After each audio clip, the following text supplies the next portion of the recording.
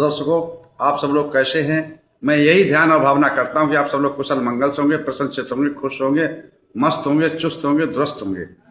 तो जैसा कि मैं हर रोज बोलता हूं, फॉलो सब्सक्राइब करो न करो ये तो आपकी मर्जी है, पर ध्यान लगाकर, मन लगाकर, चित्त लगाकर, दिमाग लगाकर, माइंड लगाकर सुनते रहो, बस यही हमारी अर्जी है, बस यही हमारी अर्जी है, बस यही हमारी अर्जी है।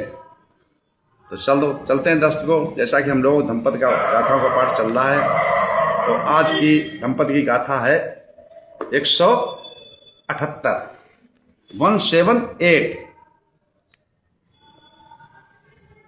कितनी है? 178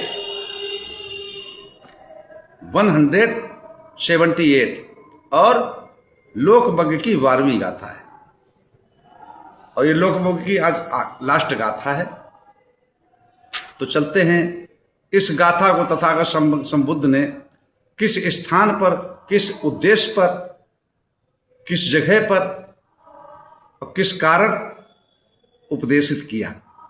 तो चलते हैं उस कथा के ऊपर, उस जगह के ऊपर, उस स्थान के ऊपर, उस कहानी के ऊपर। एवं मे सुतंग एकं समयं भगवा सावथियं विहरति जेत बने अनाथ पिंड कश्य आरामे। ऐसा मैंने सुना, एक समय तथागत समय संबुद्ध श्रावस्ती के अनाथ पिंडक द्वारा बनाए हुए जेतवन आराम में विहर रहे थे। उस समय की घटना है, उस समय की कहानी है, उस समय की कथा है।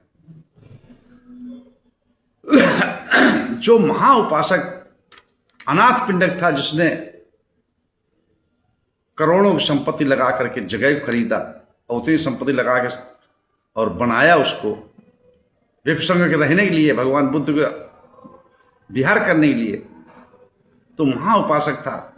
उसका एक लड़का था, पुत्र था, सन था। तो वो जो था वो कभी भगवान बुद्ध की बात को नहीं सुनता था, ना बिहार में जाता, और अगर घर पे आमंत्रित करता था अनाथ पिंडक भोजन पे भगवान बुद्ध को, तो वहां भी उपदेश नहीं सुनता, निकल जाता था।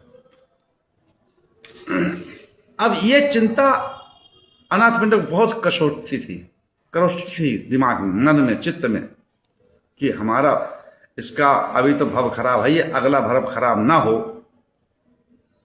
अगले भव में दुख में ना पड़े, कम से कम सद्बुद्धि मिल जाए, भगवान बुद्ध के उपदेश सुन करके इसको ज्ञान आ जाए, तो ये अपने सही रास्ते पर चलने लगे, तो इसको सद्मार्ग मिल जाए, इसको मुक्ति मिल जाए, इसको मोक्ष मिल जाए, है ना।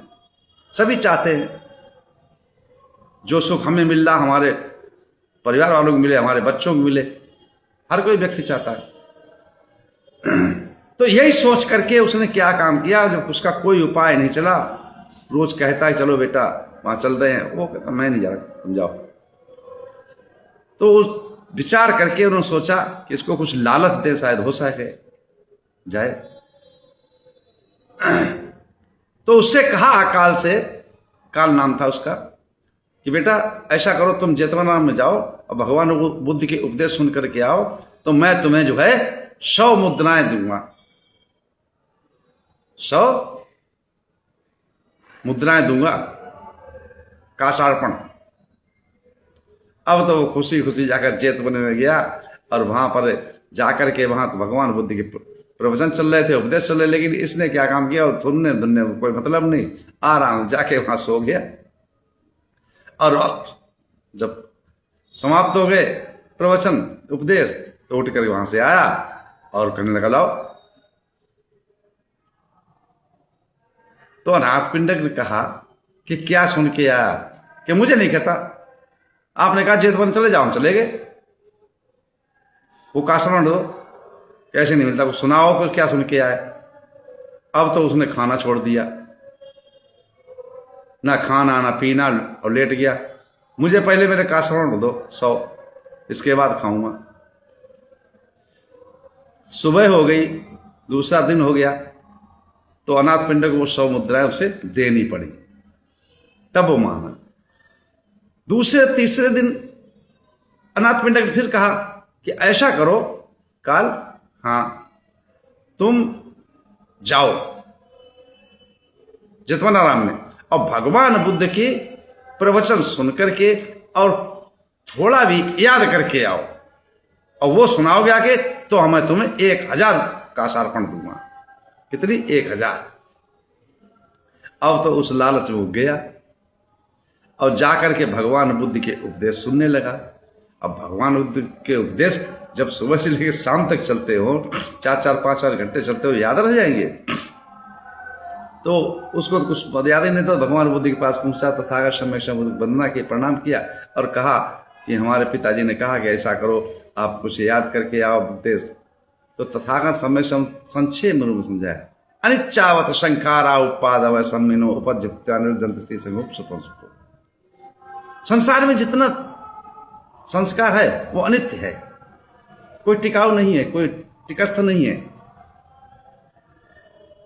अनिच्चावत संखारा उपादव, उत्पन्न होना, बढ़ना, फूलना, फलना और नष्ट हो जाना, ये स्वभाव है प्रकृति का। उपादव उपजित्वा निरुद्धन्ते, उत्पन्न होना, नष्ट होना, ये इनका स्वभाव है।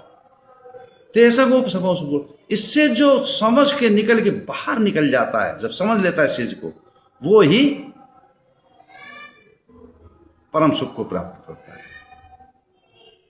परम पद को प्राप्त करता है। ये अब उसे याद तो रही नहीं, तो वो रटने लगा। रटते रटते और याद रटते रटते रटते रटते अनिच्चावत संखारा, ऐसे रटते रटते रटते तो उसको उसका अर्थ जो है बिल्कुल गहराई से समझ में आ गया। और जब गहराई समझ आया, वहां जेठ वन से गया नहीं जब तक वो वहीं रटते रहा, जब तक याद नहीं होगा तब तक जाऊंगा नहीं। तो रात पूरी गुजर गई और उसको रात जब गुजर गई तो श्रोतापन होकर के, श्रोता का मतलब होता है सुनने वाला, उसे सुना तो था। अब उसका परिणाम या उसका फल उसको विपाक मिल जाए तो समझ लो फल मिल गया। तो श्रोता पति फल लाभी हो गया। अब जब उसने सारा संसार समझे, सारी चीजें नित्य, सारी चीजें नष्ट होने वाली, तो मैं किसके लिए लालच करूं, किसके लिए राग करूं, किसके लिए द्वेष करूं, किसके लिए लोभ करूं, किसके लिए मोह करूं?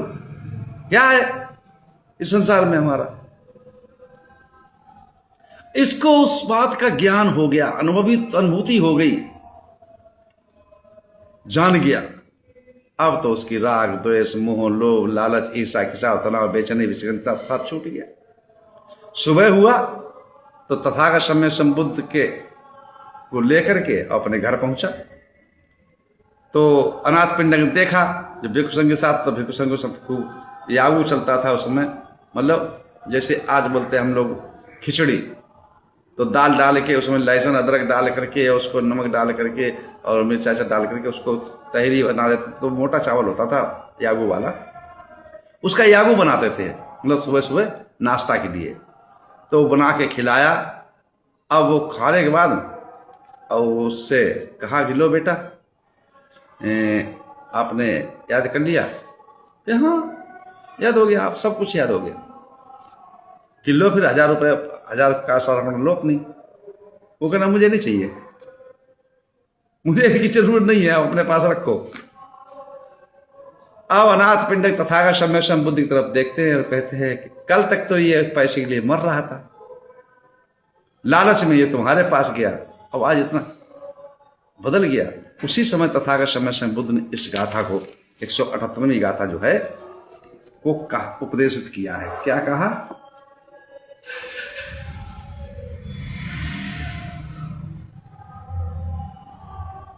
पथव्या एक रज्जेन सगस्य गमनेन वा सबलोकाधिपत्येन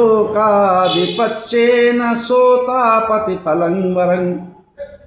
समस्त पृथ्वी का अकेला राज होने से या स्वर्ग के गमन से अथवा सारे लोगों पर, सारे लोगों का स्वामी बन जाने पर भी जो श्रोता फललाभी होता है उसको किसी चीज की चाहत नहीं रहती, किसी चीज की कामना नहीं रहती, किसी चीज जरूरत नहीं रहती। इस जगह पे तथागत इस गाथा को उपदेश किया। इसी के साथ मैं अपनी वाणी विराम देता हूँ। आप सब लोग मंगल हो, कल्याण हो, सुखी जीवन हो, निरोगी काया हो, दुख दूर हो जाए, सुख से वास करो, हमेशा प्रसन्न रहो। आप सब लोग मंगल हो, मंगल हो, मंगल हो।